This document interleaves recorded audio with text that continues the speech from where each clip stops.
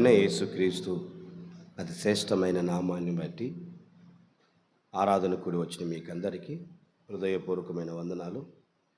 మన ప్రభువు మిమ్మల్ని అందరినీ దీవించునుగాక. దేవునికి మహాకృపను బట్టి మరొక నెలలో మనం అందరము పునరుద్ధానపు ఆరాధనలో పాలుపంపులు పొంది ప్రభు అయిన యేసుక్రీస్తు నామమును స్తుతించే భాగ్యాన్ని మనకు అనుగ్రహించాడు. ఎంతైనా ధన్యులము, దేవుని చేత ఆశీర్వదించబడిన వారమని గుర్తెరగాలి.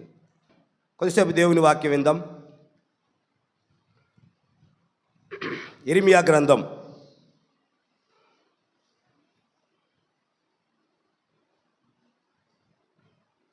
పరిశుద్ధ గ్రంథం తీయనందరూ. ఇర్మియా గ్రంథం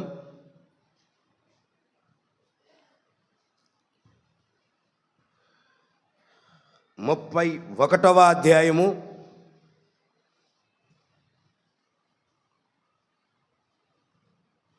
31వ అధ్యాయము పేజీ నంబర్ 654, 20వ వాక్యాన్ని చదువుకుందాం. బాగా మాటలు గమనించండి. ఎఫ్రాయిము చదవండక, నాకు ముద్దు బిడ్డ,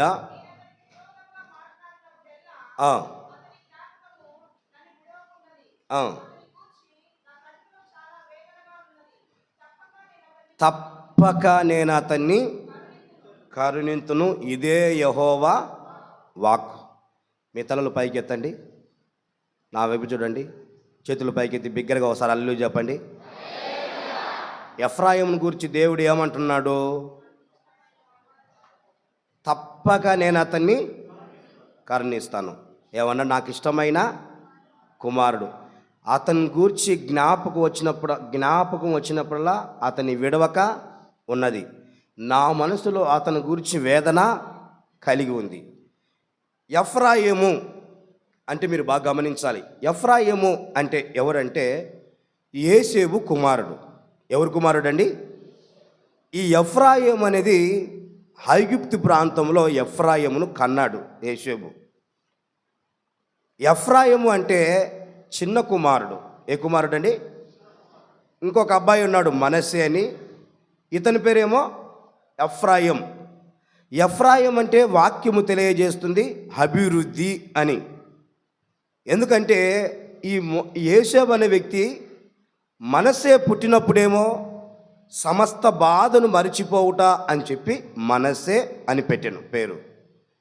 మరొకసారి ఏమో విస్తారమైన అభివృద్ధి కలిగిందని చెప్పి, అలాంటి సందర్భంలో ఎఫ్రాయిం పుట్టాడు గనక అతని జ్ఞాపకం చేసుకుని ఎఫ్రాయిమును పేరు పెట్టి అభివృద్ధి కలిగింది అని గుర్తుగా ఎఫ్రాయిం అంటే అభివృద్ధి.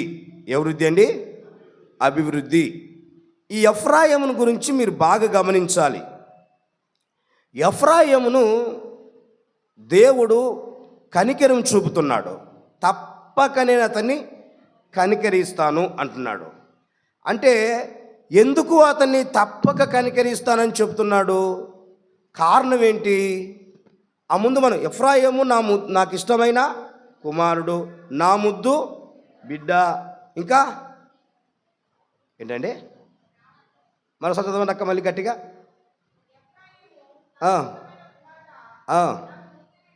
నాకు ముద్దు బిడ్డ, నేను అతనికి విరోధముగా మాట్లాడినప్పుడల్లా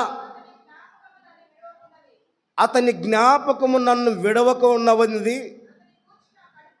అతని గూర్చి నా కడుపులో చాలా వేదనగా ఉంది. తప్పక నేను అతన్ని అంటాడండి దేవుడు. అంటాడండి ఎఫ్రాయిము నా ముద్దు బిడ్డ, అతన్ని జ్ఞాపకం చేసుకున్నప్పుడు నా మనసు అతని విడవట్లేదు. నా మనసులో అతని గురించి చాలా వేదనగా ఉంది. ఎవరి గురించి? ఎఫ్రాయిం గురించి. ఎఫ్రాయిం అంటే చాలా ప్రాముఖ్యమైన వ్యక్తిగా దేవుడు యోసేపు కుమారుడని దేవుడికి బాగా పుట్టి మొదలుకొని బాగా యోసేపు జీవితంలో పరిశుద్ధమైన వివాహం చేసుకొని పరిశుద్ధమైన మార్గంలో ఆత్మ సంబంధంగా ఎఫ్రాయిము కానీ మనస్సేను కానీ పరిశుద్ధంగా కన్న అనుభవాలు మనకు బాగా తెలుస్తాయి. కానీ తప్పక నేను అతన్ని కనికరిస్తాను. ఎలా కనికరిస్తాడు? నాలో వేదన ఉంది, అతను నేను తప్పక కనికరిస్తాను. నాలో అతను నేను మర్చిపోను. అతను నా ముద్దు బిడ్డ. చూశారండి, ముద్దు బిడ్డ అంటే మీరు గమనించండి, ఒక్కొక్కరింట్లో 5-6 ఉంటారు, 5-6లో ఒకరు మాత్రమే ఏం మాట్లాడంటే ముద్దు బిడ్డ మాత్రం పెద్ద కుమారుడో చిన్న కుమారుడో మధ్యలో ఉన్న కుమారుడో ఆ బుడ్డమ్మాయో పెద్దమ్మాయో ముద్దు బిడ్డ అని చెప్పుకుంటాం. అలాగే ప్రభు అయిన యేసుక్రీస్తు దేవుడు, సృష్టికర్త దేవుడు అంటాడు, నా ముద్దు బిడ్డ ఎఫ్రాయిం అని చక్కగా తెలియజేస్తున్నాడు. ఎందుకని నా ప్రియమైన దేవుని బిడ్డలారా, నేను తప్పక అతన్ని కనికరిస్తానంటే దేవుని ఆలోచన ఏమో ఈ విధంగా ఉంది, ప్రేమ కలిగి కనికరించటము. ఎందుకు ఇతని తప్పక కనికరిస్తున్నాడు? ఇతడు చేసిన అనుభవాలను బట్టి వాస్తవానికి కనికరం చూపే అనుభవాలు ఉండవు, ప్రేమ చూపే అనుభవాలు ఉండవు. అలాగూ ప్రవర్తించిన ఉద్దేశాలు ఎఫ్రాయిములో ఉన్నాయి. రకరకాలుగా ప్రవర్తించాడు, చాలా ఘోరమైన విషయాలు చేశాడు, ఘోరమైన ప్రమాదంలో తన జీవితం నడిచింది. చాలా సందర్భాల్లో, కొన్ని సందర్భాలలో సంఘములు కానీ తెలిసిన వారు కానీ కొన్ని తప్పులు చేస్తే శావుకుడికే మండిపడుతూ ఉంటుంది, శావుకుడే కోప్పడుతూ ఉంటాడు.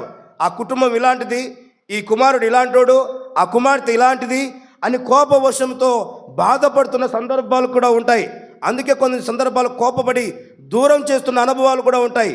కానీ యేసయ్య కూడా తను చేస్తున్న శ్రేష్టాలను చూసి, తను చేస్తున్న అనుభవాలను చూసి చాలా సందర్భాలు బాధపడ్డాడు, కోపపడ్డాడు. రకరకాల ఉద్దేశాలు ఉన్నాయి, రకరకాల తలంపులు ఉన్నాయి. ఇతని గురించి ఓషియా గ్రంథంలో కొన్ని విషయాలు చక్కగా రాయబడ్డాయి. అతనిలో ఉన్న ఇష్టం వచ్చినట్టు ప్రవర్తించిన అనుభవాలు కొన్ని గుర్తు చేస్తాను, మీరు అవి తెలుసుకోవాలి అంతే. అంటే మీరు అలా ఉన్నారని కాదు, అలా ప్రవర్తిస్తున్నారని కాదు, అలాంటి అనుభవం ఉందని కాదు, మీరు వాటిని గుర్తు చేసుకోవాలి. ఎఫ్రాయిములో ఎలాంటి మైనస్ విషయాలు ఉన్నాయి, ఎలాంటి ఇష్టం వచ్చినట్టుగా ప్రవర్తించాడు, ఎలాగూ జీవించాడు. దేవుడేమో యేసేపు కుమారుడని, పరిశుద్ధుడి కుమారుడు అని చెప్పి ఎంతో ప్రేమగా, ఎంతో చక్కగా దేవుని కనికరం చూపాలని, ఆత్మ సంబంధంగా తన జీవితంలో ఉంచాలని ఎంతో కోరుకున్నాడు.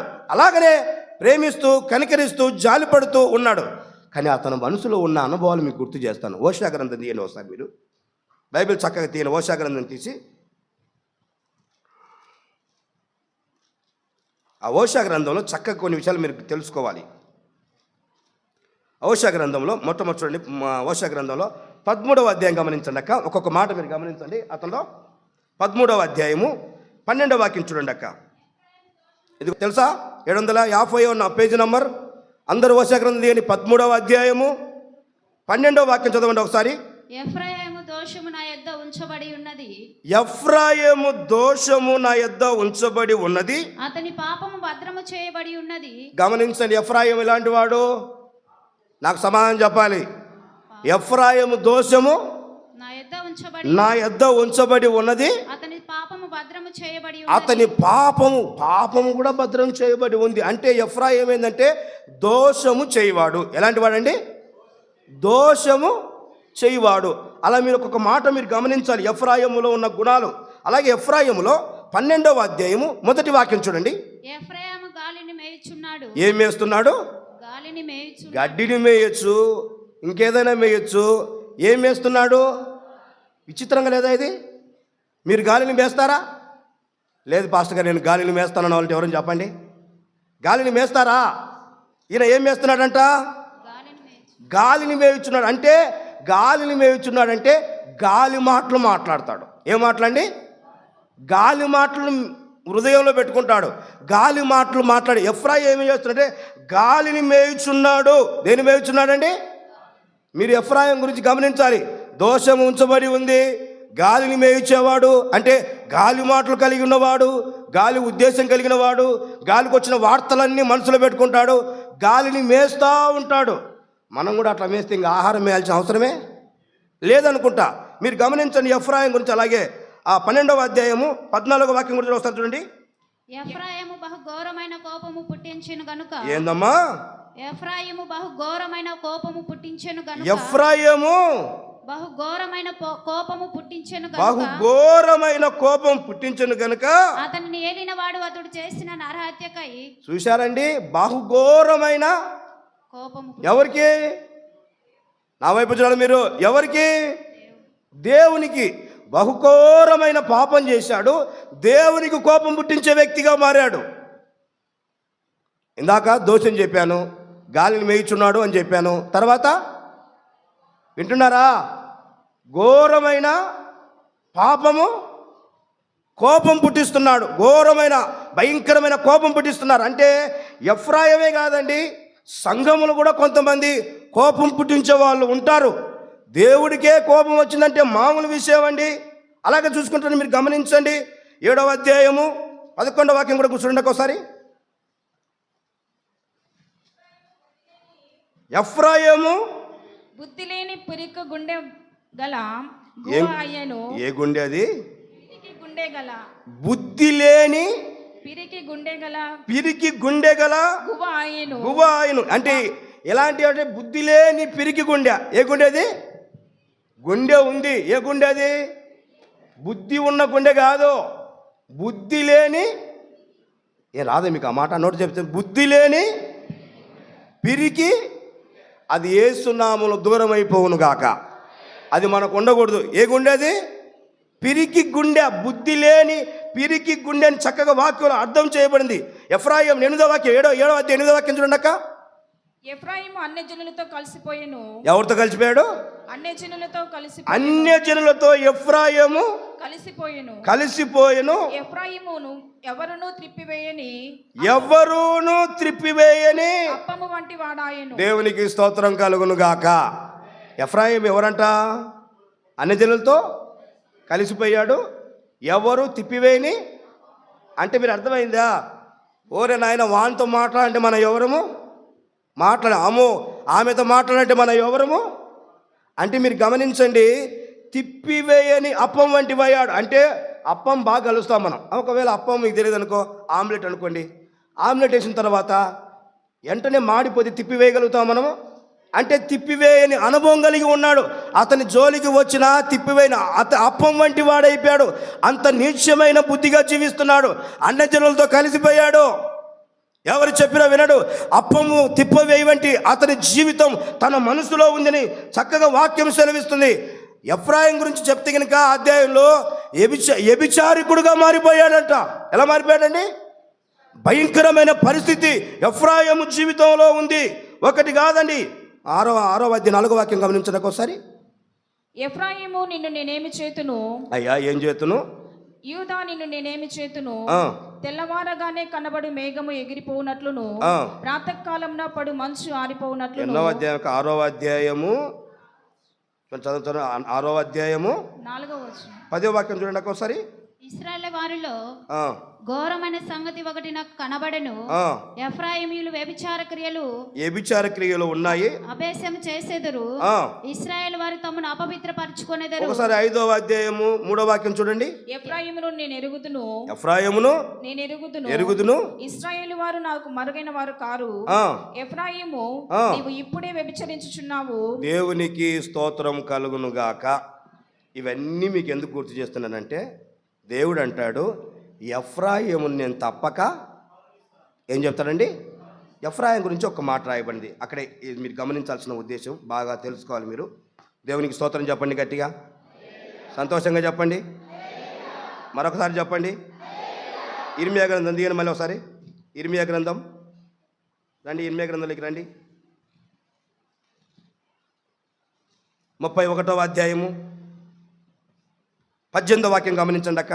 నీవు నన్ను శిక్షించితివి, కాడికి అలవాటు కాని కోడి దెబ్బలకు లోబడినట్లుగా నేను శిక్షకు లోబడుచున్నాను. నీవు నా దేవుడవైన యెహోవావు, నా మనస్సును త్రిప్పిన ఎడల నేను తిరుగుదును అని ఎఫ్రాయిము అంగలార్చుచుండగా. గమనించండి, ఎఫ్రాయిము అంగలార్చుచుండగా నేను ఇప్పుడే వినుచున్నాను. దేవునికి మహిమ కలుగును గాక. దేవునికి ఉన్న మంచి మనసు ఏం చెప్పమంటారా? ఎఫ్రాయిము గాలి వంటి వాడు, గాలిని వేస్తున్నాడు. ఎఫ్రాయిము అప్పం వంటి వాడు. ఎఫ్రాయిము పాపిస్తనంలో ఉన్నాడు, ఎఫ్రాయిము దేవుని కోపం పుట్టించాడు, ఎఫ్రాయిము రకరకాల అన్నజనులతో కలిసిపోయాడు, ఎఫ్రాయిము చాలా అనుభవాలు కలిగి ఉన్నాడు. ఇవన్నీ అనుభవాల్లో ఉన్నా కానీ ఎఫ్రాయిములో ఒక్కసారి మనసు కరిగిపోయి దేవుని వైపు త్రిప్పబడి అంగలార్చడం ప్రారంభించినప్పుడే నేను ఇప్పుడే వినుచున్నాను అంటాడు. కారణం ఏంటంటే తన పాపమునంతా యేసయ్య కొట్టివేశాడు. ఆమేన్ చెప్పండి గట్టిగా. తన దోషానంతా యేసయ్య కొట్టివేశాడు. ఆమేన్ చెప్పండి గట్టిగా.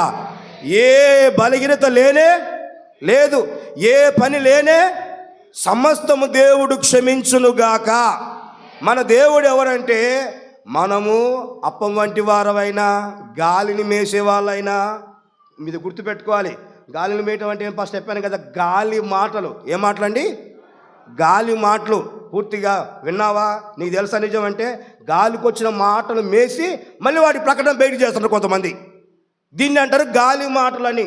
ఇది నిజమా అంటే విన్నాను అని చెప్పరు, అనుకుంటున్నాను అంటే గాలికి వచ్చిన మాటలు మేసి మళ్ళీ వాటిని ప్రకటన చేస్తున్నారు. వీళ్ళు ఎవరంటే కనుక ఎఫ్రాయిము లాంటి వాళ్ళు గాలిని మేస్తున్నారు. ఎఫ్రాయిములాగా అన్నజనులతో కలిసిపోయారు. ఎఫ్రాయిము లాంటి ఎన్నో విషయాలు వారి జీవితంలో పాపిష్ట అనుభవాలు ఉన్నాయి. ఎఫ్రాయిము చూడండి ఎన్ని అనుభవాలు ఉన్నాయో. ఒక్కొక్కటి కనుక మీ జీవితంలో గుర్తు చేస్తే ఎఫ్రాయిములో ఉన్న అనుభవాలు మన జీవితంలో కూడా కొన్ని ఉన్నాయి. పలానాలో ఉన్నాయని చెప్పడానికి లేదు, కానీ గాలిని మేసే వాళ్ళు కొందరున్నారు, అనిల్తో కలిసిపోయే వాళ్ళు కొందరున్నారు, అనిల్తో డ్యాన్స్ చేసే వాళ్ళు కొందరున్నారు, వారి క్రియల్లో పాల్పంపులు పొందే వాళ్ళు కొందరున్నారు, ఆత్మ సంబంధమైన కోల్పోయి వెనకబడిపోయిన వారు కొందరున్నారు. ఎఫ్రాయిం అంట భక్తిహీనత అయిపోయిందంట. ఏందండి? భక్తిహీనత అయిపోయిందంట. భక్తిహీనత అయిపోయి లోకంలో కలిసిపోయే వాళ్ళు కొందరున్నారు.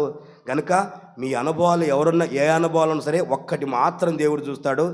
ఎఫ్రాయిం అంట అంగలార్చుట. ఏం జరిగిందండి అంటే కన్నీరు పెట్టి వేడుచుట, దేవుణ్ణి వేడుకొనుట, యేసయ్య వైపు తిరగటం.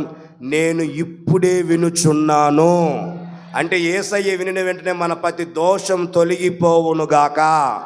యేసయ్య అప్పుడు అంటాడు అప్పుడు చదవండి, నాకు 20 వాక్యం చదవండి. ఇప్పుడు 20 వాక్యం చదవండి. అలాగే ఎఫ్రాయిము నాకు ఇష్టమైన కుమారుడా, ఎఫ్రాయిము నాకు ఇష్టమైన కుమారుడా, నాకు ముద్దు బిడ్డ, నాకు ముద్దు బిడ్డ. నేను అతనికి విరోధముగా మాట్లాడినప్పుడల్లా, అతనికి విరోధముగా మాట్లాడినప్పుడల్లా అతని జ్ఞాపకము నన్ను విడవకున్నది. నా మనసులో అతని జ్ఞాపకం విడవకుండా ఉన్నది. అతని గురించి నా కడుపులో చాలా వేదనగా ఉంది. చాలా వేదనగా ఉంది. ఎందుకంటే ఎంతో వేదన పడ్డాడు. గాలిని మేస్తున్నాడే, అనజనులతో కలిసిపోతున్నాడే, పాపిష్టనములో ఉన్నాడే, లోకాశల్లో ఉన్నాడే అని చెప్పి ఎన్నోసార్లు మనసులో యేసయ్య దేవుడే వేదన పడ్డాడు మనసులో. కారణం ఏంటంటే అలాంటి క్రియలు ఉన్నాయని అంటాడు. నిన్ను నేను తప్పక కరుణింతును, దేవునికి మహిమ కలుగును గాక. ఎఫ్రాయిములో ఉన్న అనుభవాలు గతంలో మన జీవితంలో ఉండొచ్చు. దేవుని వాక్యం అంటుంది తప్పక దేవుడు మనల్ని కనికరించునుగాక, తప్పక దేవుడు మనల్ని కరుణించునుగాక. మనుషులం కాబట్టి బలహీనులమండి. చిన్న చిన్న వాటిలో నోరు తెరిచి మాట్లాడటము, కంగారు పడి మాట్లాడటము, దారి తప్పిపోవటము, ఎన్నో సందర్భాల్లో ఈ ఎఫ్రాయిములాగా కుంగిపోయిన దినాలు ఎన్నో ఉండొచ్చండి. ఒకటి కాదండి, రెండు కాదండి. మనిషి జీవితంలో పొరపాటు కలిగినచ్చు, కానీ మన ప్రభు అయిన యేసుక్రీస్తుకున్న మంచి మనసు ఏంటంటే అంగలార్పులు వింటాడు, కన్నీరు చూస్తాడు. మీరు గమనించారండి? బాగా ఆలకించండి. సమాధి మీద కుమారుని బాక్స్ ఎత్తుకపోతుంటే ఆ తల్లి కన్నీరు పెడతా ఉంటే, ఒకే బిడ్డ అంట కన్నీరు పెడతా ఉంటే యేసు ప్రభు వారు ఎదురైపోయి ఆమె కన్నీటిని తుడిచాడు. దేవుని మహిమ కలుగును గాక. ఎందుకంటే అంగలార్పులు చూసి ఆ బిడ్డను బ్రతికించి తిన్నగా ఆమెతో కూడా పంపించాడు. ఎవరైతే అంగలారుస్తున్నారో, ఎవరైతే కన్నీరు పెడుతున్నారో వాళ్ళ మనవి యేసయ్య వినుగాక. ఎఫ్రాయిములో యేసయ్య చూసింది ఈ మనిషేనండి. ఎఫ్రాయిమును చూసింది ఈ అనుభవం అండి. మిగతా అనుభవాలన్నీ మర్చిపోయాడో, ఏది గుర్తు పెట్టుకోలేదో అవన్నీ తొలగించాడు. అవన్నీ తొలగించి అంగలార్పులు చూసి తన వ్యక్తిగత జీవితంలో క్షమించటం ప్రారంభించి తప్పక నేను అతన్ని కనుకరిస్తాను. దేవునికి మహిమ కలుగునుగాక. మన సంఘ బిడ్డలైనా తప్పక యేసయ్య కనుకరించునుగాక. ఇంకా మనం చెయ్యి ఏలెట్టి ఆ అబ్బాయి అలాంటోడు, ఈ అమ్మాయి ఇలాంటిది, ఆ తల్లి ఇలాంటిదే, ఆ కొంప ఇలాంటిది అని చెప్పాల్సిన అవసరమే లేదు. ఇంకా అలా చెప్తున్నామంటే ఏమనాలి మనం? అప్పుడు ఏమన్నాలండి? గాలి. ఏంటిది? గాలి మాటలు. ఏ మాటలు? గాలిని మేస్తున్నారు. గాలి మాటలు మాట్లాడుతున్నారు, గాలిని మేస్తున్నారు. ఇంకా మాటలు మాట్లాడుతున్నారంటే కనుక గాలిని మేసే అనుభవం ఉంది. గాలి మాటలు మాట్లాడుతున్నారు, అవన్నీ అనవసరమైన విషయాలు. అందుకే దేవుడు క్షమిస్తున్నాడు. అంగలార్పులు వింటున్నారు, కన్నీరు దేవుడు వింటున్నాడు, కన్నీరు చూస్తున్నాడు, కన్నీటి నాట్యంగా మారుస్తున్నాడు. కన్నీటి ద్వారా మన కుటుంబాలను బాగు చేస్తున్నాడు. యేసయ్య సన్నిధిలో కార్చే ప్రతి కన్నీరు యేసయ్య చూసి క్షమించి పరిశుద్ధపరిచి ఆత్మ సంబంధంగా మన జీవితాలను మలుపు తిప్పుతున్నాడు. కారణం ఏంటంటే ప్రతి హృదయంలో వచ్చే కన్నీరు ఎక్కడ కారుతాయంటే యేసయ్య పాదాలు తడుపును గాక. ఆకాశం నా సింహాసము, భూమి మరి మన కన్నీరు ఎక్కడ పడుతుంది? యేసయ్య పాదపీఠం మీద పడునుగాక. మన కన్నీరంతా ఆయన చక్కగా బుడ్డిలో ఎత్తి పెట్టుకునుగాక. కన్నీరు కార్చిన మనం మర్చిపోవచ్చు, కానీ యేసయ్య పొరపాటున మర్చిపోడు. మర్చిపోయే అవకాశం లేదు. ఎందుకంటే ఆత్మ సంబంధంగా మన జీవితంలో దేవుడు చెప్పిన ప్రతి మాట నెరవేరుస్తాడు. ప్రతి మాట నెరవేరుతుంది, కార్యం జరుగుతుంది, ఒక అద్భుతం జరుగుతుంది. అందుకే ఇతని జీవితంలో తప్పకుండా కనికరిస్తానని దేవుని వాక్కు చక్కగా సెలవిస్తుంది. ఈరోజు నా ప్రియమైన దేవుని బిడ్డలారా, ఎలాంటి వారైనా సరే నా ప్రభు అయిన యేసుక్రీస్తు క్షమించి కనికరము చూపునుగాక, కనికరంతో తృప్తిపరచునుగాక. నేను వాని లాంటిని కాదు, నేను వీని లాంటిని కాదని పరిచయం లాంటి ఆత్మ మనలో ఉండకూడదు.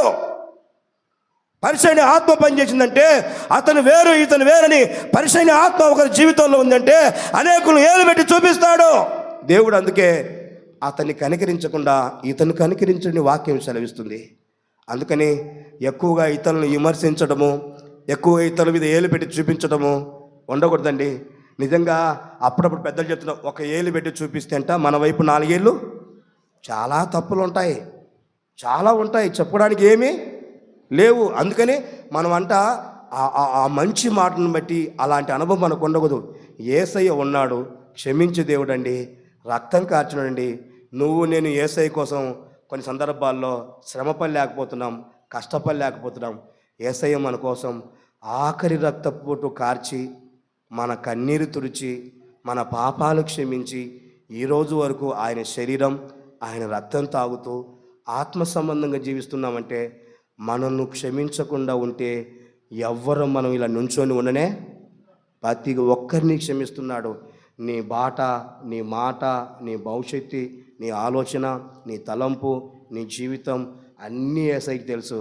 కానీ ఆయన క్షమించే గుణం ఉంది కాబట్టి, అంగలార్పులు వింటున్నాడు కాబట్టి మంచి మనసుతో దేవుడు కనికరిస్తున్నాడని వాక్యము తెలియజేస్తుంది. అందుకే నా ప్రియమైన దేవుని బిడ్డలారా, ఇలాంటి కనికరం యేసయ్య ద్వారా మనం అందరం పొందుకునే భాగ్యము దయచేయునుగాక. అలాంటి మనసు యేసయ్య మన అందరికీ దయచేయునుగాక. మీరు గమనించండి, ఇతని గురించి మీకు 1-2 విషయాలు మీకు గుర్తు చేస్తాను. పరిశుద్ధ గ్రంథం చూడండి, గమనించండి. హోషేయ గ్రంథం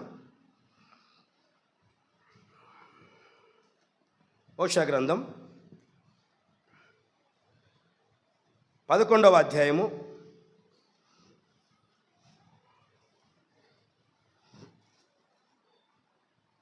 3వ వాక్యం చదువుకుందాం. ఎఫ్రాయిమును నా చెయ్యి పట్టుకొని ఎఫ్రాయిమును చెయ్యి పట్టుకొని వానికి నడక నేర్పిన వాడను నేనే వారిని కౌగిలించుకున్న వాడను నేనే వారిని స్వస్థపరిచిన వాడనైనను నేనే వారిని స్వస్థపరిచి. చాలు, దేవునికి మహిమ కలుగును గాక. ఇప్పుడు నా వైపు చూడండి. ఎఫ్రాయిమును చెయ్యి పట్టుకున్నవాడిని నేనే, కౌగిలించుకున్నవాడిని నేనే, స్వస్థపరిచేవాడిని నేనే, నడక నేర్పించిన వాడిని నేనే. మీరు గమనించండి, ఎఫ్రాయిం గురించి అంట, ఐగుప్తులో ఎఫ్రాయిం పుట్టాడు. ఈ ఎఫ్రాయిం ఇజ్రాయేలుడైన సంగతి యేసయ్యకి తెలుసు, సృష్టికర్త అని దేవుడు తెలుసు. ఆ ప్రాంతంలో ఉన్నప్పటి నుంచి అంట ఇజ్రాయేలు బాలుడు అని, ఏ బాలుడని? ఇజ్రాయేలు బాలుడు అని చెప్పి చెయ్యి పట్టుకొని దేవుడు ఏం నేర్పుతున్నాడు? నడక నేర్పుతున్నాడు. కొంతమందికి చెయ్యి పట్టుకొని నడక నేర్పినా అర్థం చేసుకునే స్వభావం కొంతమందికి ఉండదు. ఆ 11వ అధ్యాయము 1వ వాక్యం చదువుకుంటే 1వ వాక్యం ఒకసారి. ఇజ్రాయేలు బాలుడై ఉండగా నేను అతని ఎడల ప్రేమ కలిగి. అబ్బాబా, దేవునికి మహిమ కలుగును గాక. ఏం కలిగాడు? సాధ్యమైనంతకు బాలులైన వారిని యేసయ్య ప్రేమ మనం అందరూ చూపే కృప దయచేయును గాక. చదవండి అక్క అలాగే. నా కుమారుని ఐగుప్తులో నుండి నా కుమారుణ్ణి ఐగుప్తులో నుండి పిలిచి తిని ఆ ప్రవక్తలు వారిని పిలిచినను ప్రవర్తలు చాలా మంది భక్తులు అతన్ని పిలిచినను బయలుదేవతలకు వారు బలులను అర్పించిరి.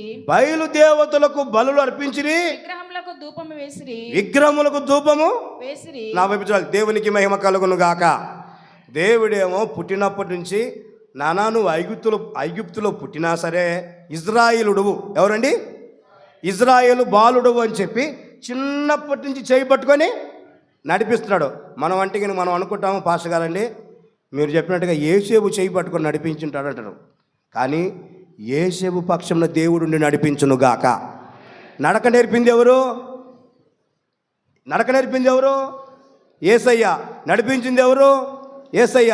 ఇతను ఎఫ్రాయిం ఏంటంటే ఐగుప్తులో కొన్ని పద్ధతులు నేర్చుకున్నాడు. అన్యులకు ధూపం వేస్తున్నాడు. వాటికి సంబంధించిన విగ్రహ బలికి ధూపం అని నేర్చుకున్న ఆ ప్రాంతంలో అలవాటు అది కొంతమంది నేర్చుకున్నాడు. ప్రవర్తలు చాలామంది చెప్పి పిలిపిస్తున్నా కూడా అది మనసులో పెట్టుకోవట్లేదు. కానీ ఎఫ్రాయిమును ఏమాత్రం విడిచిపెట్టలేదు. చేయి పట్టుకొని నడిపిస్తూనే ఉన్నాడు. చేయి పట్టుకొని తీసుకొస్తూనే ఉన్నాడు. ఎంతో ప్రేమిస్తున్నాడు, ఎంతో కనికరం చూపుతున్నాడు, ఎంతో జాలి చూపుతున్నాడు, కౌగలించుకుంటున్నాడు, స్వస్థపరుస్తున్నాడు. కారణం ఏంటంటే కనుక ఇజ్రాయేలు బాలుడు అనే మనసులో ఉంది. ఈ ఎఫ్రాయిం అనే వ్యక్తి ఇజ్రాయేలు బాలుడు. ఐగుప్తులో పుట్టింది వాస్తవమే, యేసేపు గర్భంలో పుట్టింది వాస్తవమే, యేసేపు ఇంటివారే. కానీ ఇతడు దేవుడు ఎన్నుకున్న ఎఫ్రాయిం. దేవునికి మహిమ కలుగును గాక. ఆ దినం నుంచి పెద్ద అభివృద్ధి కలిగిందని దేవుని వాక్యం. అభివృద్ధిలో ఉన్న అనుభవం ఎఫ్రాయిం జీవితంలో. అందుకే దేవుడు అంతగా అతన్ని ప్రేమిస్తున్నాడు, అంతగా అతన్ని కౌగిలించుకుంటున్నాడు, అంతగా అతని జీవితంలో చేయి పట్టుకొని నడిపిస్తున్నాడు. ఎంతవరకు మీకు తెలుసో తెలియదే కానీ మనలందరినీ యేసయ్య చేయి పట్టుకొని నడిపిస్తూనే ఉన్నాడు. ఆమేన్ చెప్పండి గట్టిగా. నిన్ను కానీ నన్ను కానీ యేసయ్య చేయి పట్టుకొని నడిపిస్తూనే ఉన్నాడు. చేయి పట్టుకున్నప్పుడు మాత్రం బాగుంటాం, చేయి వదిలితే మళ్ళీ నీ ఇష్టమే, నీ అనుభవమే. చాలా సందర్భాల్లో చేయి పట్టుకొని నడిపిస్తున్నాడు, కౌగలించుకుంటున్నాడు, స్వస్థపరుస్తున్నాడు, ఎన్నో విషయాల్లో బాగు చేస్తున్నాడు.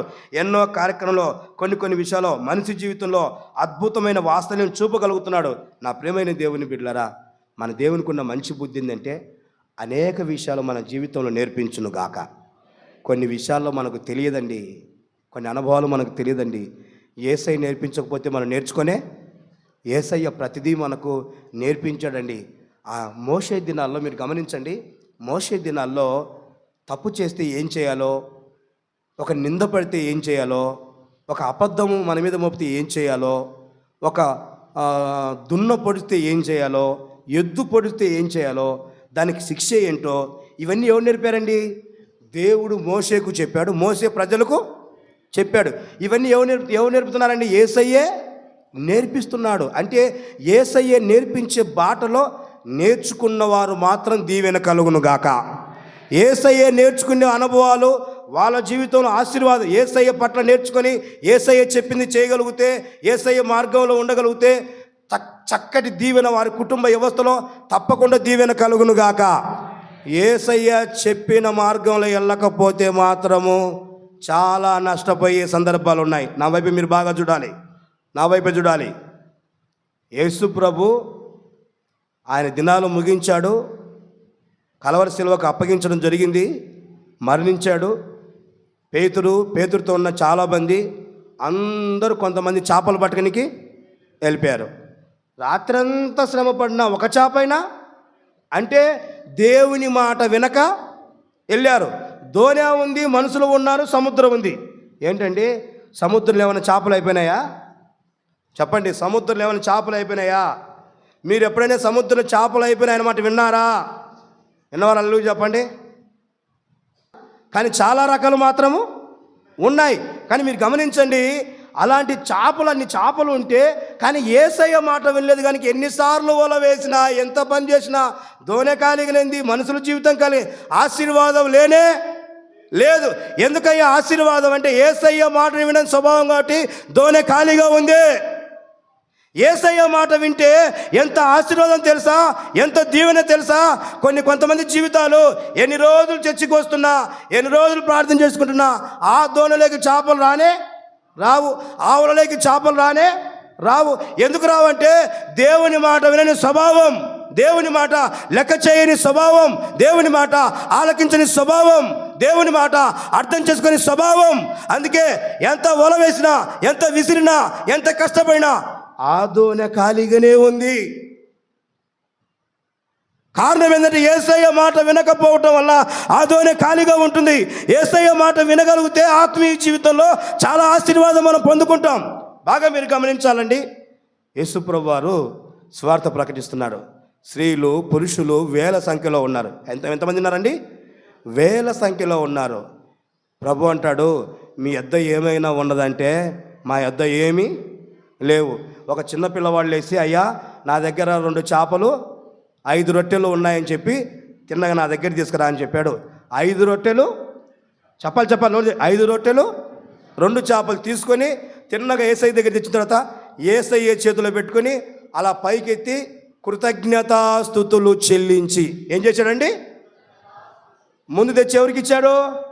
యేసయ్య చేతిలో పెట్టిన తర్వాత కృతజ్ఞతాస్తుతులు చెల్లించి అప్పుడు శిష్యులకు అప్పగించి, ఇదిగో ఈ పురుషులకు, ఈ స్త్రీలకు, ఈ జనసమూహానికి అందరికీ వడ్డించమని చెప్పాడు. వడ్డించాడా లేదా? అయిపోయినాయా? తక్కువైనాయా? ఏం సమాధానం చెప్పరండి మీరు? ఏ తక్కువ కాలేదు. ఎందుకని? ఎవరి మాట విన్నారు? యేసయ్య మాట విన్నారు కాబట్టి పురుషులు స్త్రీలు వేల మంది తినంగా బైబిల్ చెప్తుంది 12 గంపలు ఎత్తి పెట్టారంట. దేవునికి మహిమ కలుగును గాక. ఈరోజు ఎందుకయ్యా ఏ కొంపలు కరువు కరువు కరువు అంటున్నారంటే యేసయ్య మాట వినని స్వభావం. యేసయ్య మాట వినలేదు, యేసయ్య మాటకు లోబడట్లేదు, యేసయ్య పనిలో ఉద్దేశం నడవట్లేదు. అందుకే కొదవా కొదవా కొదవా. ఉద్యోగం చేసేవాడు కొదవే, వ్యాపారం చేసేవాడు కొదవే, ఆస్తులు ఉన్నవాడు కొదవే. కారణం ఏంటంటే యేసయ్య మాట వినకపోతే ఉద్యోగస్తుడు అయినా, వ్యాపారస్తుడు అయినా, ఆస్తిపరుడు అయినా కొదవ అనుభవించక తప్పదు. యేసయ్య మాటకు లోబడిన జీవితం నీ జీవితంలో ఉంది కనుక అందుకే ఒట్టితోనే మాత్రమే ఉంది. ఎంత మాత్రము సమృద్ధి లేదు, ఆశీర్వాదం లేదు, దీవెన లేదు, సమాధానం లేదు, ఆత్మ సంబంధంగా జీవించే ఉద్దేశాలు లేవు. ఒకవేళ మాకేంటి అని చెప్పుకుంటున్నామేమో, నీ జీవితంలో మాత్రం యేసయ్య ఆశీర్వాదం లేనే లేదు. ఎందుకయ్యా? వారికైతే వేల మందికి పంచిపెట్టి 12 గంపలకి ఎత్తి పెట్టారంటే వాళ్ళు ఎవరంటే యేసయ్య దగ్గరికి తెచ్చి ముందు యేసయ్య చేతిలో పెట్టాడు. ఆమేన్ చెప్పండి గట్టిగా. యేసయ్య చేతిలో పెట్టాడు. యేసయ్య ఏం చేశాడు? కృతజ్ఞత స్తుతులు చెల్లించి దీనిని మీరందరూ భుజించండి అని చెప్పాడు. ఏమైనా తక్కువైందా? తింటా ఉన్నారు, ఏమాత్రం తరగలేదు. కారణం ఏంటంటే మన కుటుంబంలో ప్రతి సంపాదన మీద కృతజ్ఞతాస్తుతులు చెల్లించి అది దేవుని చేతిలోకి వచ్చిన వెంటనే యేసయ్య దీవించునుగాక. అందుకే కొంతమంది నా దగ్గరకు వచ్చి, అన్న చిన్న కానుక నా ప్రార్థన. చిన్న కానుకైనా పెద్ద కానుకైనా యేసయ్య కానుక చెప్పండి. కానుక అంటే ఆయన ఏం చూస్తాడు? నీ హృదయపూర్వకమైన మనసు ఉందా లేదా అని చూస్తాడు. బైబిల్ చూస్తాం కదా, చాలామంది వచ్చారంట, ఉన్న వాటిలో వేశారంట, ఒక పేదరాలు మాత్రం ఉన్నదంతా వేసిన. దేవుడు వాళ్ళని అంగీకరించాడా, ఈమెను అంగీకరించాడా? అంటాడు, ఆమెను పిలవండి, ఈమె చూడండి ఉన్నదంతయు వేసింది, ఉన్నదంతయు సమర్పించింది, ఉన్నదంతయు. కారణం ఏంటంటే కనుక ఆమె చేసిన పని అనేకులు ఎదుట సాక్ష్యం చెప్పగలుగుతున్నారు. చాలామంది ఉన్నారు, వీరులు ఉన్నారు, శూరులు ఉన్నారు, కానీ వారి గురించి సాక్ష్యం చెప్పలేదు. వారి అనుభవం వేరు, విమానం వేరు. ఉన్నదంతయు దేవుని చేతిలో, మొట్టమొదటి దేవుని చేతిలో వెళ్ళగానే ఆయన స్తుతించి దాన్ని ప్రార్థించి కృతజ్ఞత స్తుతులు చెల్లిస్తే ఆ కుటుంబానికి దీవెన కలుగుతుంది. ఈరోజు చాలామంది జీవితంలో 15,000 వచ్చినా తృప్తి లేదు, 20,000 వచ్చినా తృప్తి లేదు, 40,000 వచ్చిన తృప్తి లేదు, 60,000 వచ్చిన తృప్తి లేదు, 80,000 వచ్చిన తృప్తి లేదు. చాలక బ్రతుకులు సాగుతున్నాయి. ఏంటంటే ఒట్టి దోనగా కనబడుతుంది. యేసయ్య మాటల్లో లేరు వాళ్ళు. యేసయ్య మాటలో జీవించే అనుభవాలు లేవు, యేసయ్య మాటలో కొనసాగించే అనుభవాలు లేవు. దేవుని మందిరానికి వచ్చేవారైనా, దేవుని వాక్యం వినేవాళ్ళైనా, ప్రార్థన చేయించుకునే వాళ్ళైనా, కానీ ఆ ఉద్దేశం, ఆ తలంపు, ఆ హృదయంలో ఆలోచన లేదు. ఈ మందిరంలో ఉన్న వాళ్ళు ఎవరైనా సరే యేసయ్య మాట వింటే సమృద్ధి యేసయ్య దయచేయునుగాక, యేసయ్య అనుగ్రహించునుగాక. అందుకే ఎఫ్రాయిము జీవితంలో నడక నేర్పాడంటే నేర్పిస్తున్నప్పుడు నువ్వు నేర్చుకోవాలి. దైవ సేవకుడు పెట్టింది తెలుసా? నువ్వు నేర్చుకోవాలని, నువ్వు ఇలా చేయాలి, నువ్వు ఇలా జీవించాలి, నీ బ్రతుకు బాట ఇలా ఉండాలి, నీ క్రమం ఇలా ఉండాలని దైవ సేవకుడు నేర్పిస్తూ ఉంటే దైవ సేవకుడు వ్యతిరేకంగా నడిచావో నీ దోణి ఒట్టిదే. సముద్రంలో చేపలు కావాల్సినంత ఉన్నాయి, విస్తారంగా ఉన్నాయి. ఏ తక్కువ సముద్రం తక్కువ కాదు. కానీ యేసయ్య మాట వినకపోవటం వల్ల వాళ్ళ కుటుంబంలో కొదవైపోయిందండి. అందుకే అనారోగ్య పరిస్థితి, వెనకబడిపోయిన పరిస్థితి, వాళ్ళ రూపాయి అంతా చిల్లుగా అంతా చినిగిపోయిన సంచిలో వేసినట్టుగానే ఉంది. చర్చికి పోయిన వారం వచ్చాము. అంతకుముందు ఏ వారం చర్చి మాననన్నా, అబ్బా మానని విశ్వాసినా. ఎవరు? మానని విశ్వాసి. కారణం ఏంటంటే దేవుని మాటకు లోబడే అనుభవాలు లేవు. దేవుడు ఏం చెప్పాడు, దేవుడు ఏం చేస్తున్నాడు, దేవుడు ఏం చెప్తే అనుభవాలు ఉన్నాయి. ప్రభువైన యేసుక్రీస్తు వారు మాత్రం చెప్పింది వినగలిగిన మనసు ఎవరైతే జీవితంలో ఉంటుందో, వాటికి లోబడే మనసు ఉంటుందో, యేసయ్య చెప్పినట్టుగా వారి కృతజ్ఞతాస్తుతులు చెల్లించి అనేకులకు భోజనం పెట్టి ఇంకా మిగిలించున్నారో, నేను మీకు కూడా చెప్పను, యేసయ్య మాట వింటే, యేసయ్య పని చేయగలిగితే, యేసయ్య అనుభవాలు మీ జీవితంలో ఉంటే మీరు తిని తృప్తి పొంది అనేకులకు పంచిపెట్టి ఎత్తిపెట్టే కృప దయచేయునుగాక. ఏ తక్కువ లేకుండా దేవుడు చేయునుగాక. సమృద్ధి దయచేయునుగాక. ఎప్పుడు చెప్పండి, ఎప్పుడండి? యేసయ్య మాట వినినప్పుడు. ఆదివారం పెళ్లి సంబంధాలు పోతుంటే యేసయ్య మాట వినాలి. యేసయ్య తిన్నగొచ్చి నా కుమార్తె మార్తమ్మా అంటాడా? అంటాడా? ఏందండి మీరు ఇప్పుడు ఉన్నారు మధ్యాహ్నం, సహోదరుడా మధ్యాహ్నం 1 గంట అయితే నువ్వు భోజనం తినయ్యా అని చెప్తాడా? చెప్పకపోయినా నువ్వు ప్లేట్ చుట్టూ తిరుగుతూనే ఉంటావు. ఎందుకంటే మన ఆకలి అలాంటిది, మన తలంపు అలాంటిది. కానీ గమనించండి, అంటే కారణం ఏంటంటే దైవ సేవకుని ద్వారా యేసయ్య మాట్లాడునుగాక. అది విన్నవారికి మాత్రం ఏ తక్కువ లేదు, ఏ కొదవ లేదు. కొంతమంది వినక ముఖం మార్చుకునే వాళ్ళు, కొంతమందిని బైబిల్ మనం చూస్తాం కదా, నిత్య జీవానికి వారసత్వం కావాలంటే ఏం చేయాలంటే నువ్వు ఆయన చెప్పింది మొత్తం వినమన్నాడు. నిన్ను వల్ల నీ పొరుగు వారిని ప్రేమించు, తల్లిదండ్రులను ప్రేమించు, నరహత్య చేయకూడదు, పాపం చేయకూడదు, ఇలా ఉండాలి. అవన్నీ ఎప్పుడెప్పుడో చేస్తున్నాను. ఇవన్నీ నేను చేస్తూ ఉన్నానంటే నీ ఆస్తి బీదలకు పంచిపెట్టి నన్ను ఏం చేశాడు? ముఖము చిన్న పుచ్చుకున్నాడు. వెంబడించాడా, ఎనికిపోయాడా? అందుకే కొన్ని జీవితాల్లో కొదవ. ముఖము చిన్న పుచ్చుకునే అనుభవాలు కొంతమంది ఉన్నాయి. ముఖము చిన్న పుచ్చుకుని వెనకబడే కొంత అనుభవాలు కొంతమంది ఉన్నాయి. ఆత్మ సంబంధంగా వెనకబడే కొంతమంది అనుభవాలు ఉన్నాయి. ముఖము చిన్న పుచ్చుకుని నువ్వే నష్టపోతావు. ప్రభు ఎందుకు నీతో మాట్లాడుతున్నాడు? నీ మనసు దేవుని వైపు తిరిగి ఉండాలని, దేవుని ఉద్దేశం కలిగి ఉండాలని. అందుకే నా ప్రియమైన దేవుని బిడ్డలారా, కృతజ్ఞతాస్తుతులు చెల్లిస్తే అది ఆశీర్వాదకరంగా ఉంటుంది. ఈరోజు మీరు గమనించండి, దేవునికి సమర్పించిన మీ రూపాయి ఏదైనా దైవ సేవకు కృతజ్ఞతాస్తుతులు చెల్లించి దాన్ని సేవా నిమిత్తం వాడుకున్నారు కాబట్టి అది ఆశీర్వాదకరంగా ఉంటుంది. కొందరు ఆశీర్వదించబడలేకపోతున్నా అంటే అది మీ జీవితంలో తెలియాలి. మీ అనుభవంలో మీకు అర్థమవుతుంది, మీ కుటుంబాల్లో మీకు అర్థమవుతుంది. ఎలాంటి ఉద్దేశం కలిగి ఉన్నాం, ఎలాంటి అనుభవం కలిగి ఉన్నాం, ఎలాంటి బ్రతుకుబాట మనకున్నది, ఎలాంటి జీవితం మనకున్నది. అందుకని నా ప్రియమైన దేవుని బిడ్డలారా, మన ప్రభువైన యేసుక్రీస్తు వారు మనందరి పట్ల మన అంగలార్పులు వింటున్నాడు. మనల్ని యేసయ్య మనసారా కనికరించునుగాక. ఆయన కనికరం మన అందరం పొందుకునే కృప దయచేయునుగాక. ఆయన కనికరం ద్వారా మన కుటుంబాలు వర్ధిల్లునుగాక. అందుకే ఆయన చెయ్యి పట్టుకుని చక్కగా నడిపించి నేర్పించునుగాక. మనం నేర్చుకోవాలి. ఏం చేయాలండి? నేర్చుకోవాలి. నేర్చుకునే అనుభవం, నేర్చుకునే ఉద్దేశం. ఎక్కడైనా వ్యతిరేకించావో ఒట్టి దోణె. ఏ దోణె? గుర్తుపెట్టుకోవాలి. ఇది ఏ దోణె? వల ఉంటుంది, దోణె ఉంటుంది, మనుషులు ఉంటారు, కానీ ఏముండదు, చేపలు ఉండవు. కొంతమందికి చూడు ఉద్యోగం ఉంటుంది, వ్యాపారం ఉంటుంది, ఇల్లు ఉంటాయి, అన్నీ ఉంటాయి, సిల్లిగా ఒక చేతిలో. ఎందుకంటే బైబిల్ ఒట్టి దోణె, వినని స్వభావం, ఒట్టి అనుభవం, ఒట్టి జీవితం. అందుకే సమాధానం ఉండదు, నెమ్మది ఉండదు, ప్రశాంతత ఉండదు, కోల్పోయిన అనుభవం. అందుకే చాలామంది అనుభవిస్తుంటే మనం చూస్తున్నాం. కానీ వాక్యం చెప్తున్న విషయం ఏంటంటే, ఇక నుంచి ఎఫ్రాయిము నీకు నడక నేర్పిన వాడిని నేనే, నిన్ను కౌగిలించుకున్న వాడిని నేనే, నిన్ను స్వస్థపరచువాడిని నేనే. ఎంత చక్కగా ప్రభు చెప్తాం. గతంలో అనుభవాన్ని మనం గుర్తు చేసుకుంటే అది గుర్తు చేసుకునే దేవుడు మన దేవుడు కాదు, సమస్తమును క్షమించాడు, సమస్తమును పరిశుద్ధపరిచాడు, ఆత్మ సంబంధంగా జీవింపచేశాడు, సమస్తాన్ని మర్చిపోయేలాగా చేశాడు. ఏది తన జీవితంలో కొదవ లేదు. ప్రతిదీ ఆత్మ సంబంధంగా తెలుసుకొని వాటిని గుర్తు చేసుకుని ఒప్పుకునే అనుభవం ఉంది. అలా ఒప్పుకోగలుగుతుంది కనుక మన జీవితంలో ఏ కొదవ ఏ తప్పు ఉండదని. కానీ యేసయ్య దగ్గర చక్కగా ఒప్పుకునే మనసు మనకు దయచేయునుగాక, దేవుడు అలా సహాయం చేయునుగాక.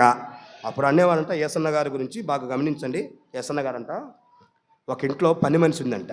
ఏ మనిషి? పని మనిషి దగ్గర ఉంటే ఆ ఇంట్లో ఓనర్ కొడుకంట వీళ్ళందరూ పనికి వెళ్ళిపోతే పొరపాటున సందర్భం అయిపోయి కోడిగుడ్లు పగలగొట్టాడంట. ఏ గుడ్లు అండి? కోడిగుడ్లు అంటే తెలుసు కదా మీకు, విచిత్రం ఏమన్నా? కోడిగుడ్లు పగలగొట్టాడంట. నేను మీ డాడీకి వస్తే చెప్తాను. చెప్పొద్దమ్మా అని చెప్పి నేను చెప్పకుండా నాకు పనిలో సహాయము. రోజు వాళ్ళు పనికి వెళ్ళిన తర్వాత బట్టలు ఉతకాలంటే బట్టలు, అంట్లు కడగాలంటే అంట్లు, ఇంకా ఏం సామాన్లు మోయాలంటే సామాన్లు. నేను మోయను అంటే కోడిగుడ్లు సంగతి చెప్తా నేను. వెంటనే మనసు మార్చుకొని మళ్ళీ వెంటనే ఆ పని చేసి కారణం ఏంటంటే కనుక భయపడిపోతున్నాడు.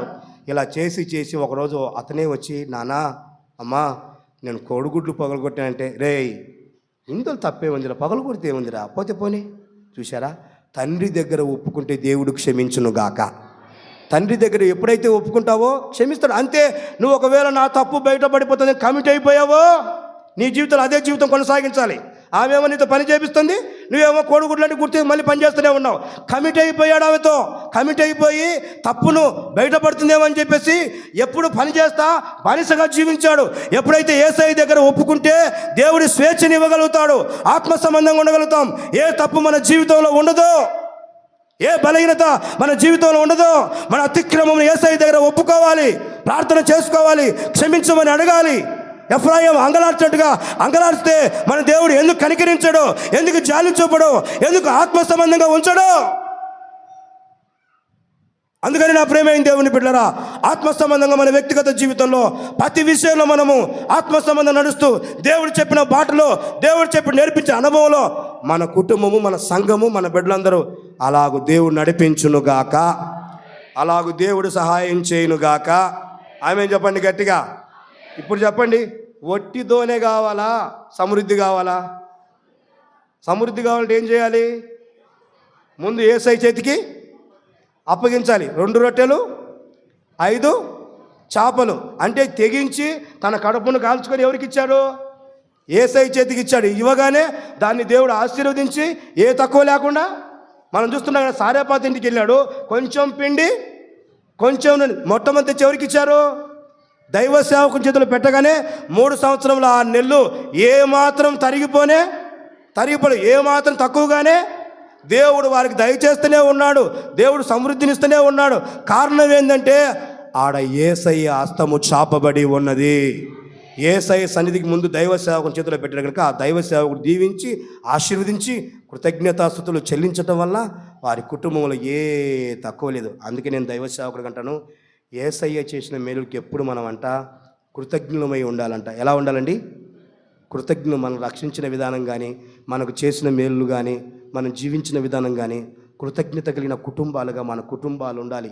అందుకే మన ప్రాంతాలలో కృతజ్ఞత ప్రార్థనా కూడికలు పెట్టి ఆత్మ సంబంధంగా దేవుని గణపరిచే ఆత్మ సంబంధమైన ఉద్దేశాలు మన కుటుంబ వ్యవస్థలో ఉండాలని ఒక దైవ సేవకుడిగా గుర్తు చేస్తున్నాను. అందుకే కొందరు కుటుంబాల దైవ సేవకుడు అడుగుపెట్టి ప్రార్థన చేయక కొన్ని కుటుంబాల ఆశీర్వాదం ఉండదు, కొన్ని కుటుంబాల దీవెన ఉండదు, కొంత మార్పు ఉండదు. యేసయ్య చూడండి, జక్కయ్య ఇంట్లో అడుగుపెట్టి ప్రార్థన చేశాడు. జక్కయ్య మనసు మారిపోయింది. 4 అంతలు తిరిగి చెల్లిస్తానని మనసు మార్చుకొని పశ్చాత్తాపడ్డాడు. నిజమేనండి, పశ్చాత్తాపడితే మన జీవితంలో ఒక ఆశ్చర్యం జరుగుతుంది. ఆ కుటుంబానికి దీవెన కలుగుతుంది. యేసయ్య ఆ కుటుంబాన్ని ఆశీర్వదిస్తాడు. ఆ కుటుంబంలో యేసయ్య గొప్ప కార్యాలు చేయునుగాక, గొప్ప దీవెన జరుగునుగాక. దైవ సేవకుడి ఇంటికి వస్తే ఆ ఇంటికి యేసయ్య వచ్చినట్టే. ఆమెను చెప్పండి గట్టిగా. మనం అప్పుడప్పుడు చూడండి, మేము దైవ సేవకులు బయలుదేరుతాడు, మాకంటే మీరు ముందు నడవండి అయ్యా, మేము వెళ్ళే పని మీరు కార్యము చేయండి అయ్యా అని చెప్పినప్పుడు మన యేసయ్య దైవ సేవకుల కంటే ముందు వెళ్తాడండి. అందుకే ఎఫ్రాయిం చక్కగా మొట్టమొదటిగా నడక నేర్పాడు. రెండో విషయం మీకు గుర్తు చేస్తూ ముగిస్తానండి. చదవండి, పరిశుద్ధ గ్రంథం గమనించండి ఒకసారి. రెండో విషయం గమనించండి, ఇర్మియా గ్రంథం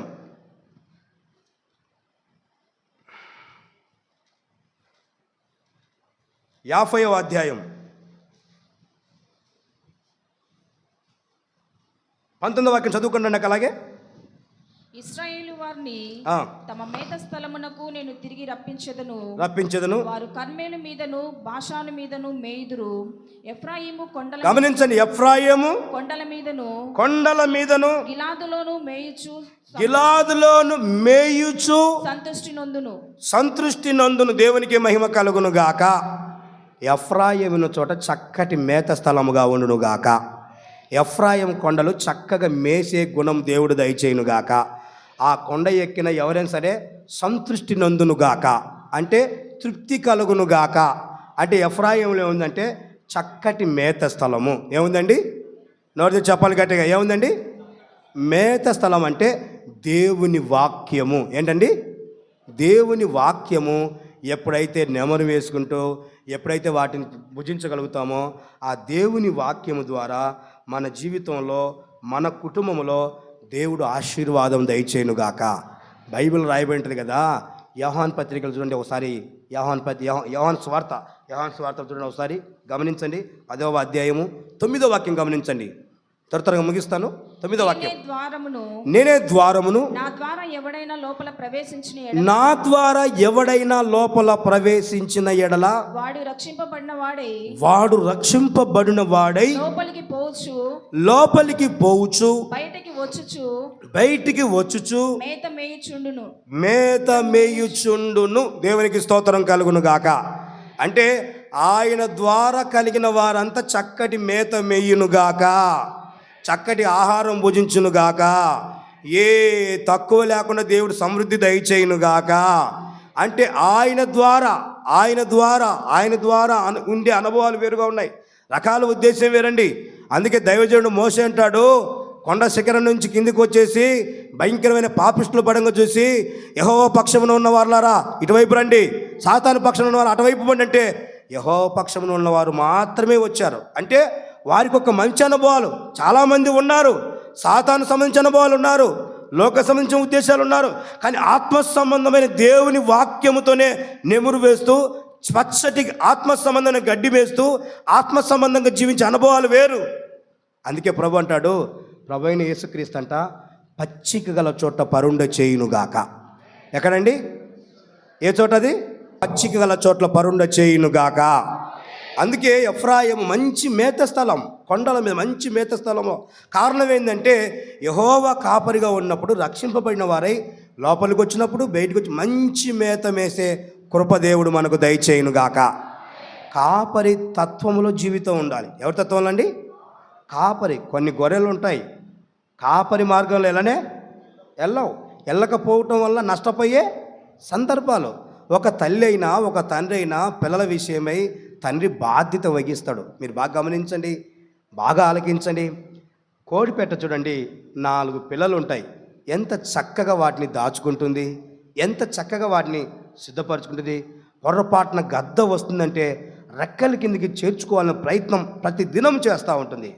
అప్పుడు అనుకుందంట, ఒక పెట్ట అనుకుందంట, ఎప్పుడు మన తల్లి రెక్కల కిందికి చాటు చేస్తుంది, మనల్ని పబ్లిక్ చేయట్లేదు, ఎంత కుళ్ళిపోతుందో మన తల్లి.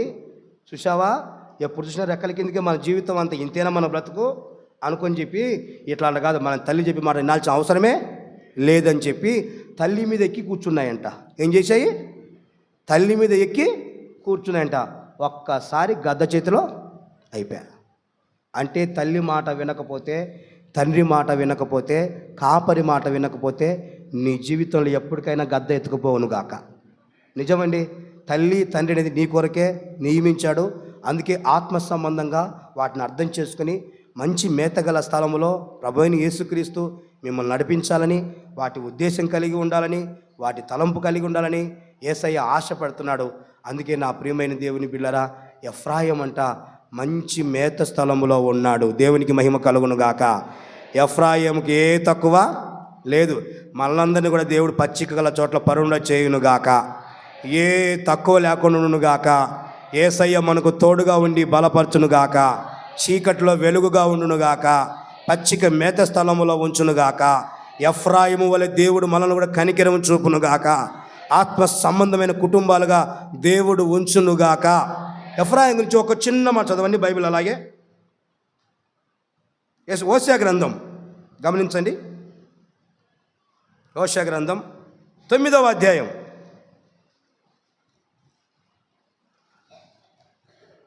9వ అధ్యాయము, ఒక నిమిషం,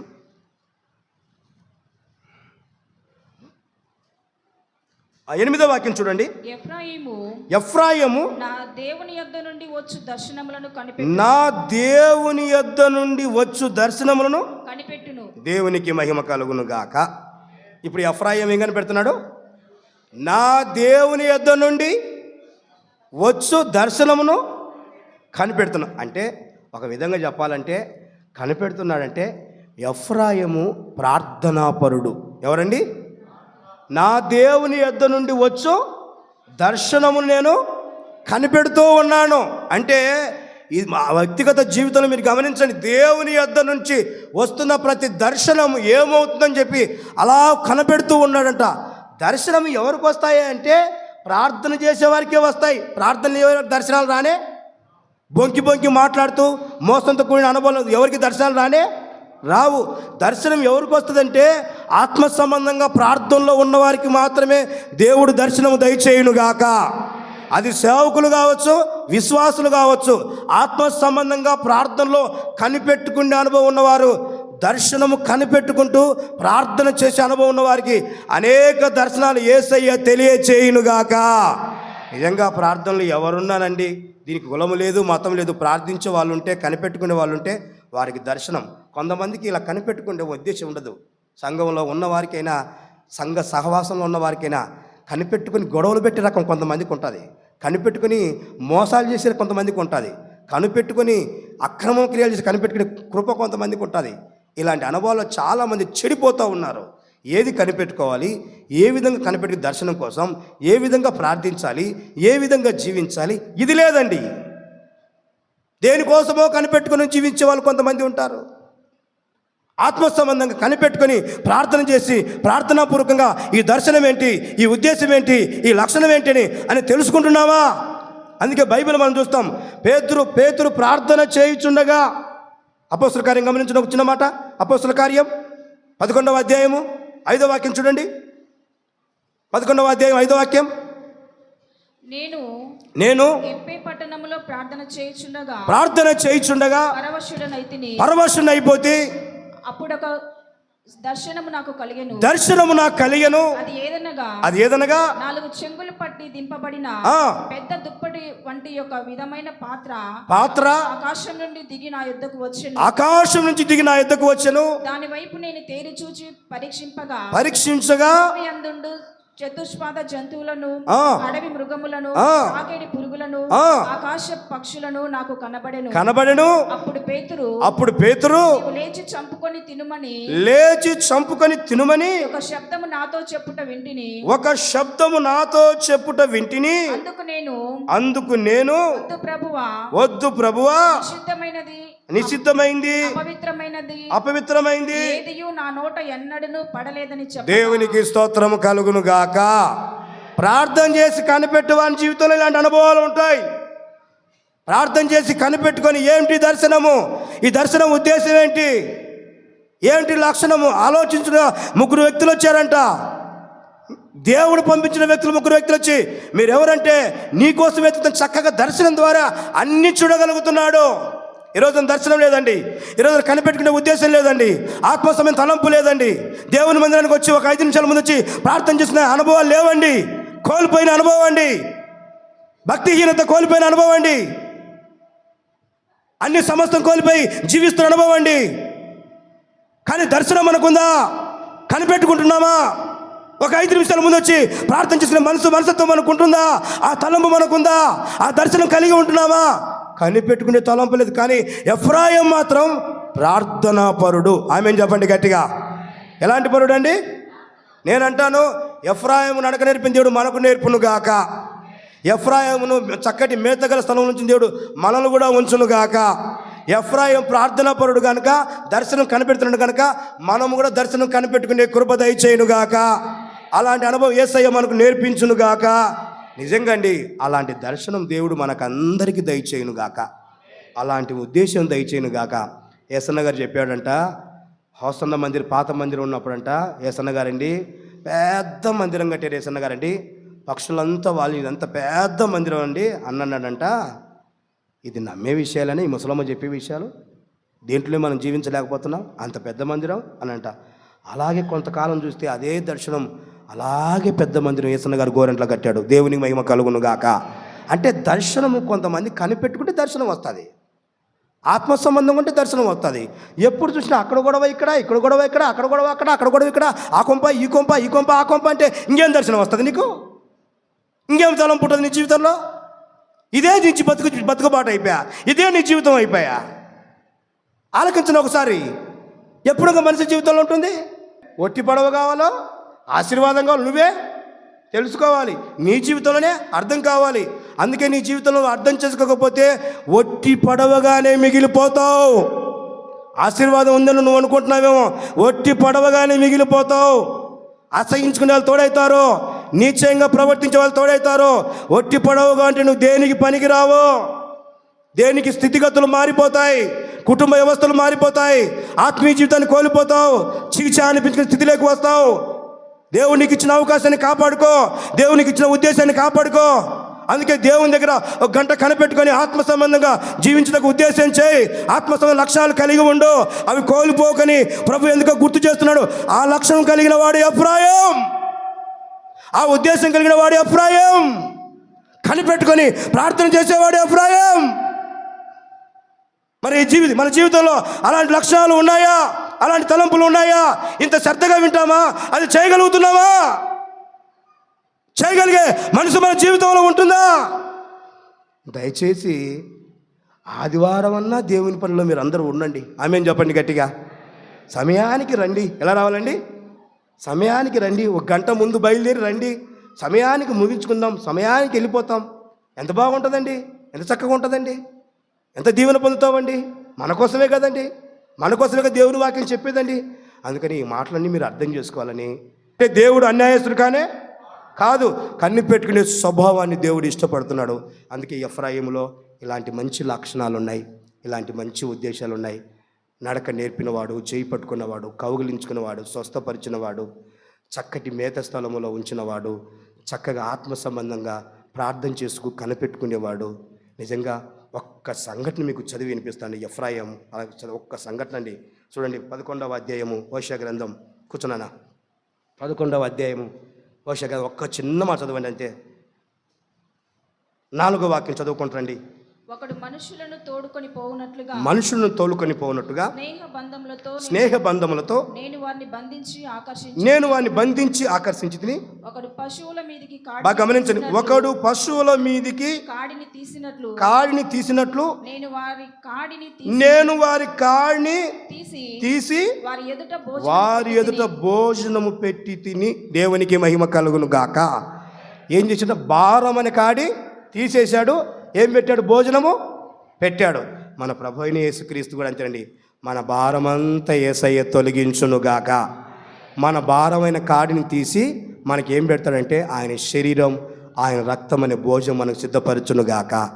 ఇలా మనం ప్రతి నెల ఆయన శరీరము ఆయన రక్తం మనం భుజిస్తూనే ఉన్నాము, మేలుకొల్పులు పొందుతూనే ఉన్నాం, ఆశీర్వాదం పొందుతూనే ఉన్నాం, దీవెన పొందుతూనే ఉన్నాం. అందుకే యేసయ్య శరీరం, యేసయ్య రక్తం మన బ్రతుకు బాటను బాగు చేస్తుంది. ఎఫ్రాయిం జీవితంలో భారాన్ని తొలగించాడు, చక్కటి భోజనం విందు పెట్టాడు. ఈరోజు కూడా మన ప్రభు అయిన యేసుక్రీస్తు మన కాడిని తొలగించాడు, మన పాప భారాన్ని తొలగించాడు. సులువుగా మన జీవితాలు జీవింపచేసి ఆయన చక్కటి విందు, ఆయన శరీరాన్ని, ఆయన రక్తాన్ని మన కళ్ళ ముందు పెట్టాడు. ఆయన శరీరం, ఆయన రక్తం భుజిస్తూ ఆయన రాకడ వరకు ఇలా నడుచుకునే కృప మనకందరికీ దయచేయునుగాక. ఇలాగ మన ప్రభు అయిన యేసుక్రీస్తు మనకందరికి నేర్పించునుగాక. ఎఫ్రాయిములో ఉన్న మంచి లక్షణాలు మన జీవితంలో ఉండునుగాక. అలాగూ సహాయం చేయునుగాక. ఆమేన్. హల్లెలూయా. అందరూ మోకరించి చిన్న ప్రార్థన చేసుకుందాం. పరిశుద్ధుడైన మా తండ్రి, ఆశ్చర్యకరుడైన యేసయ్యా, మీకు స్తోత్రం చెల్లిస్తున్నాం. గడిచిన 4 మాసములు మమ్మల్ని కాపాడి 5వ మాసంలో ఈ మొట్టమొదటి పునరుత్థాన దినములో మమ్మల్ని ప్రవేశపెట్టి తండ్రి, మా బ్రతుకులలో ఎన్నో మేలులు ఉపకారములు చేసి ఈ దినాన సజీవు లెక్కలో ఉంచి సజీవుడైన మిమ్మల్ని ఆరాధించుకుని భాగ్యమును మాకిచ్చినందులకై మీకే కృతజ్ఞతాస్తుతులు చెల్లిస్తున్నాను ప్రభువా. ఇదిగో మీ దాసుని నోట మీ మాటలు ఉంచి కూడి వచ్చిన ప్రజలందరితో మాతో మీరు మాట్లాడిన మీ శ్రేష్టమైన మాటల కొరకై స్తోత్రం చెల్లిస్తున్నాను. ఎఫ్రాయిమును మా ముందుంచి మీరు మాట్లాడారు ప్రభువా, మీకు స్తోత్రం. ఒకప్పుడు ఎఫ్రాయిము తండ్రి మీకు స్తోత్రం నాయన, దోషము కలిగిన వాడే, పిరికి గుండె కలిగిన వాడే నాయన, త్రిప్పివేయబడినటువంటి అప్పము వంటి వాడేనని తండ్రి, మీకు కోపం పుట్టించినటువంటి వాడేనని మీరు మాట్లాడారు తండ్రి. అయినను ప్రభువా మీకు స్తోత్రాలు. ఎఫ్రాయిము నా కుమారుడా, నా ముద్దు బిడ్డ అని అతన్ని మీరు ప్రభువా మరొక్కసారి మీరు కనికరించి అతన్ని క్షమించి నాయన అతన్ని బలపరిచినటువంటి దేవుడు ప్రభువా మీకు స్తోత్రాలు. ఇదిగో నా తండ్రి, ఎఫ్రాయిముకు చేతులు పట్టుకుని నడకను నేర్పించినటువంటి దేవుడవు ప్రభువా మీకు స్తోత్రం. ఎఫ్రాయిము మేత స్థలముగా ఉన్నాడని మీరు సెలవిచ్చారు. ఎఫ్రాయిము తండ్రి మీకు స్తోత్రం, చక్కని దర్శనములను చూచువాడని మీరు సెలవిచ్చారు ప్రభువా మీకు స్తోత్రాలు. ఎఫ్రాయిము తండ్రి మీ సన్నిధిలో ప్రభువా మీకు స్తోత్రం, అతని కాడిని మీరు నాయన భారాన్ని మీరు తొలగించి తండ్రి అతనికి భోజనం పెట్టినటువంటి దేవుడవు నాయన మీకు స్తోత్రాలు. నాయన అతడు చక్కటి దర్శనములు చూచినటువంటి వ్యక్తిని మీరు సెలవిచ్చారు ప్రభువా. నిజమే తండ్రి, ఈ మాసములో మేమంతా కూడా మీరు నడిపించే మార్గములో మా చేతులను మీకు అందించి ప్రభువా మేము మీ ద్వారా కలిగే మేలులు అనుభవించినట్లుగా మీరు సహాయం చేయమని వేడుకొనుచున్నాం.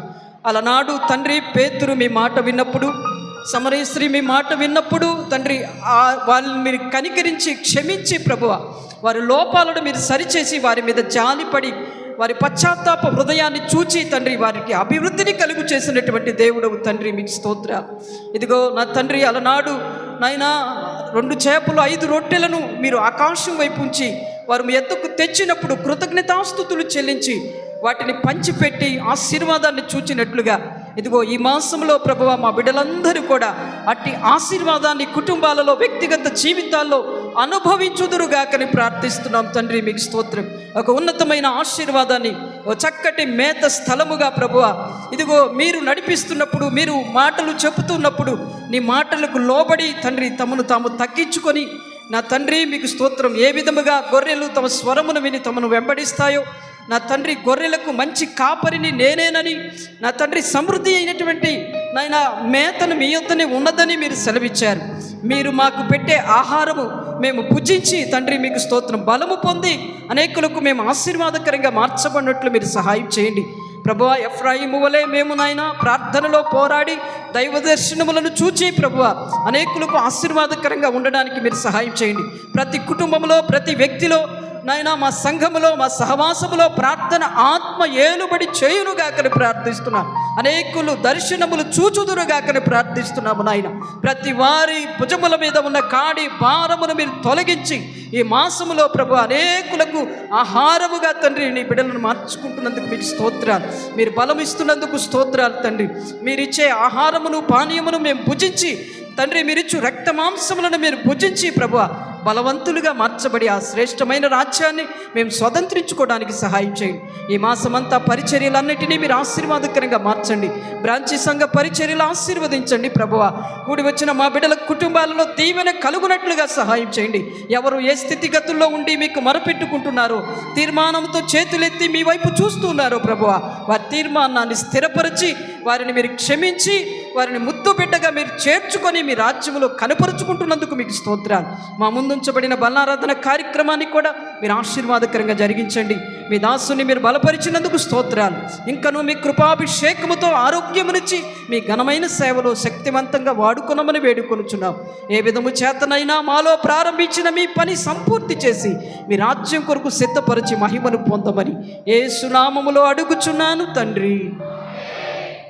ఆమేన్. మన ప్రభు అయిన యేసుక్రీస్తు కృప, తండ్రి అయిన దేవుని ప్రేమ, పరిశుద్ధాత్మ సన్నిధి సహవాసం కూడి ఉన్న బిడ్డలకు సకల పరిశుద్ధులకు యేసయ్య కృప సదాకాలం తోడై నడిపించును గాక. ఆమేన్. హల్లెలూయా. అందరికీ హృదయపూర్వకమైన వందనాలు.